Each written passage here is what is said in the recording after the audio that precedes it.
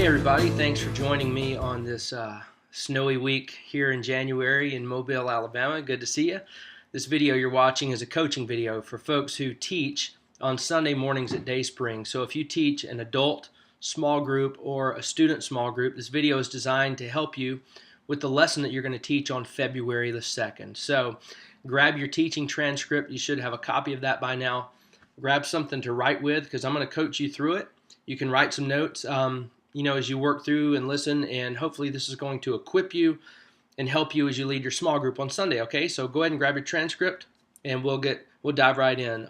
Page 1, you'll notice it's your overview. It shows you that you're going to be teaching out of James chapter 1 in conjunction with the sermon from 1 John chapter 2 verses 18 and following. Now, as you know, our small group lessons and our sermons always dovetail in some way. They don't repeat each other, but they complement one another. And the sermon's going to have to do with the truth and our relationship to the truth, and the fact that in John's context there were those who were deceiving the believers and deceiving them into untruth. And this small group lesson is going to piggyback on that by talking about the fact that we are often deceived, but the focus on this small group lesson is what I believe is the worst kind of deceit that we can fall prey to, and it's the form of self-deceit. I think self-deceit is the worst form of deceit, because when we deceive ourselves, the problem is we never suspect ourselves. If someone else deceives us, we may not suspect them for a long while, but in time something may come to light that shows us that we have reason not to trust them. It's a rare occasion when we don't trust ourselves. So self-deceit is a very dangerous form of deceit because we don't suspect ourselves, and quite frankly, we are very good at it. We are very good at fooling ourselves and telling ourselves things that quite frankly aren't true. So this lesson talks about self-deceit and how to overcome it. And I think that because it's such a pervasive problem that we all deal with and suffer from, I think this is going to end up being one of the most practical and helpful lessons that you'll teach. I mean, you'll notice this lesson is not necessarily rocket science, which, James is kind of like that. James just lays it out there very simply for us. And so you're going to be teaching out of James, helping people overcome self-deceit when we talk ourselves out of the truth. All right? So go ahead and crack open your lesson. Page 2 is just an introduction. I won't read that to you. It's kind of self-explanatory. Page 3 is where you start teaching the text. So go ahead and look at that. You'll see that you're going to be in James chapter 1, verses 19 and following. Basically, you have a 3-point lesson here, okay? So if you kind of like that form of teaching, you'll like this lesson. It's 3 points. Basically, how do we set ourselves up to where we're not falling for our own lies? All right, so 3 points to it. Look at the first one on page 3. The first point, and this is kind of a funny one. Point number 1 in overcoming self-deceit is to talk less and listen more. All right, that sounds so basic and so elementary, but it's right out of our passage. James chapter 1, verses 19 and 20. James instructs us to be quick to listen and slow to speak. Now, you might say, well, that's a great point and a great concept, but what does it have to do with self-deceit? Well, James is going to explain that. When you think about it, the key, look at the very last statement on page 3. It says, words have the tendency of going the wrong direction. Have you ever noticed that sometimes your words end up somewhere that you wish they hadn't? Sometimes it's because we intentionally say something that's harmful and hurtful. I mean, it just comes out. We meant to say it. In hindsight, we wish we hadn't, but we meant to. And those words come out and they land in a bad place. Sometimes that's unintentional. We didn't mean anything bad by it. We were just talking. It was innocent enough. In fact, we kind of meant something good by it, but it kind of ended up the wrong way, and it was heard the wrong way, and it ends up being hurtful to somebody else. So sometimes our words go the wrong direction. We did it on purpose. Sometimes we don't do it on purpose. Sometimes we don't even use the wrong words. We say what needed to be said in the way it needed to be said, but people have hearing problems, and they heard it wrong. But either way, words end up kind of going the wrong way sometimes. So look on page 4. Look at the top statement on page 4. It says the correlation is simple. The more we talk, the more likely it is that we're going to say something that we will regret. So, I mean, it's kind of it's almost like saying the more you try and hit a baseball, the more times you're going to hit it. Well, the more we use words, the more likely it is that something regretful will end up being heard by someone, again, whether that was intentional, unintentional, or innocent, whatever. And there's some great teaching points along the way there on page 4, some cross references, but talking less and listening more.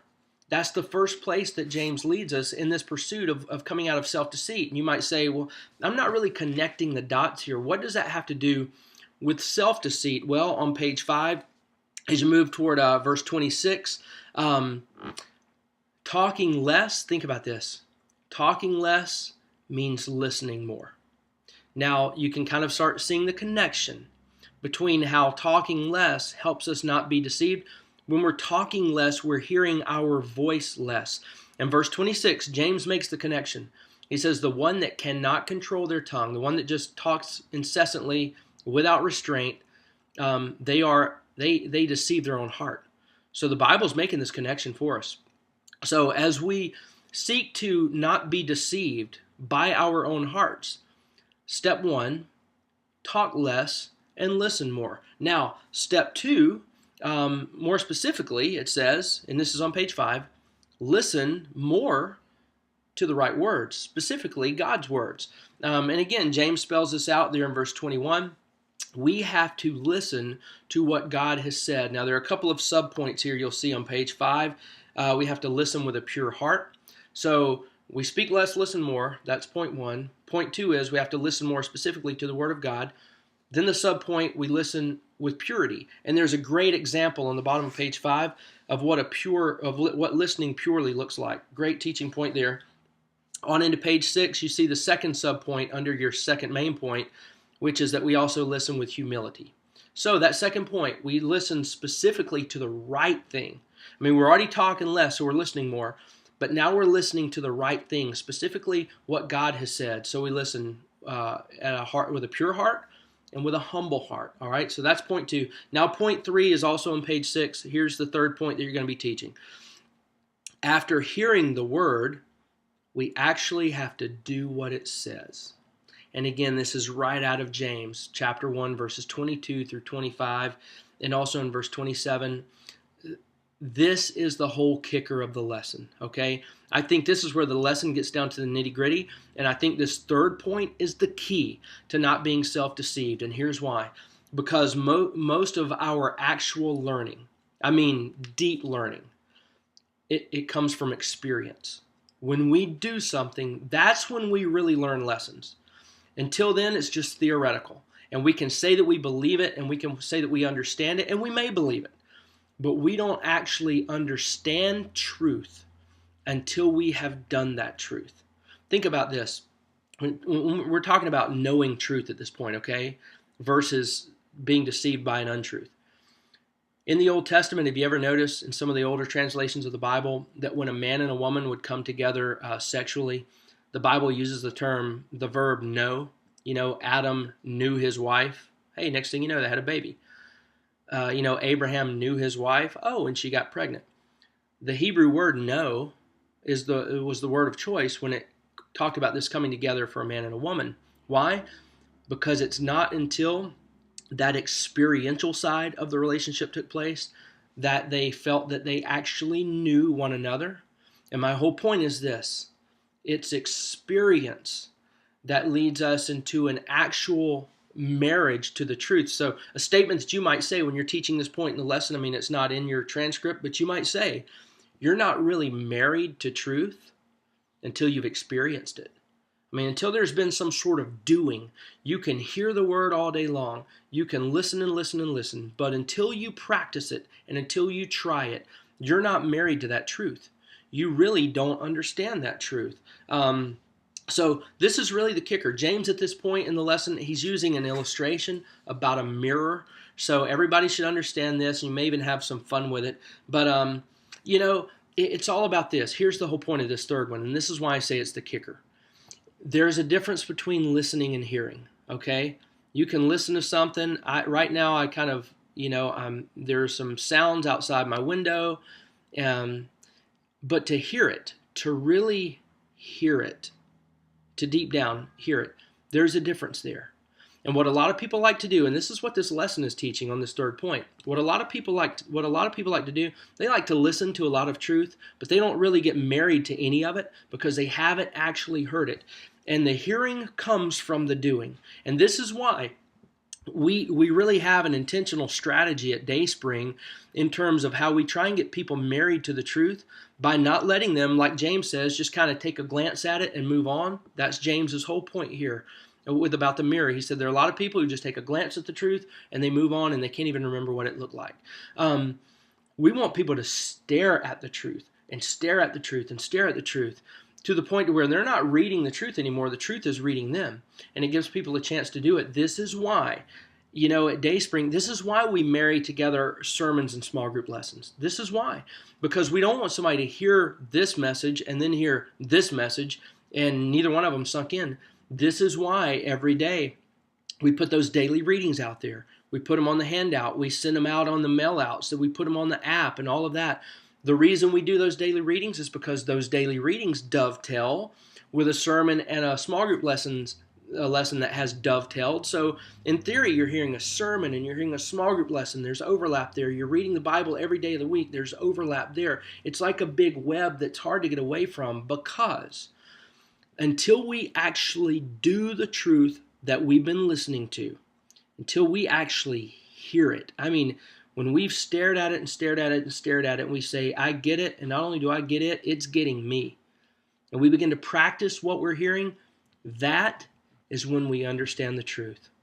Once we've experienced it and practiced it and obeyed it. So this third point is the kicker. And, this may be a point for you as you're teaching this, because there still needs to be some buy-in, I think, from some of the folks in our church in terms of, sermons and small group lessons and daily readings and all of this stuff reiterating. I think there's still a lot of people who want to have 7 different things to learn in a week and never learn any of them. And this can be a good point for you to help to create some buy-in from some people and say, look, here's what I really recommend that you do. You be in that large group environment every Sunday and you listen to those sermons, and you come into this small group environment and you listen to these small group lessons, and let's dialogue them together. And then you do those daily readings, and let's get in those things together. There's a phrase that we've kind of coined here, communal repetition, that when people are repeating, they're coming to the truth repeatedly, the same truth repeatedly, in the context of a community of people. That is when I think people are more likely to actually do what they've been hearing. All right, so as you can see, this third point, it's really, really important. It's the kicker. So, self-deception, how do we overcome it? How do we get over it? Well, we have to learn to listen more, specifically to the right thing, the Word of God. We come purely, we come humbly, and then thirdly, we learn how to start doing what it is that we've been listening to and hearing. And again, I think that communal repetition, I think that's the key to it. So that's how we overcome self-deceit. From here, you've got a group application and a handout that you'll put in people's hands. That's all in your transcript there. You've got a conclusion to the lesson on page 9. Again, that's kind of self-explanatory, okay? So this is your lesson this week. I hope that this video has kind of helped you a little bit in understanding some things. I would encourage you, scan over this lesson a great deal. Really look at James chapter 1, verses 19 and following. Read it multiple times throughout the week. Do exactly what you're teaching. Come to it and come to it and come to it, and really let the Word dissect you. Let it show you what's going on in your own heart. You wrestle with this, and that way when you teach it, it'll translate much, much better, and hopefully some people walk away now ready to wrestle with Scripture week after week after week to a point that they're doing what it says. And when we do that, all of a sudden we're not falling prey to the worst kind of deception possible, self-deception. All right? So God bless you as you teach this lesson. I hope it goes well, and we'll see you Sunday.